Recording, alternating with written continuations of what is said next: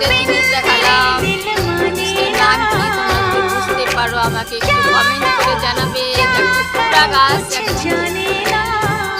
কি ভালো লাগছে দেখতে। যে গাছটা দেখতে পাচ্ছ একদম আগাল অব্দি, কি ভালো লাগতেছে দেখতে। আর পুরা গাছ একদম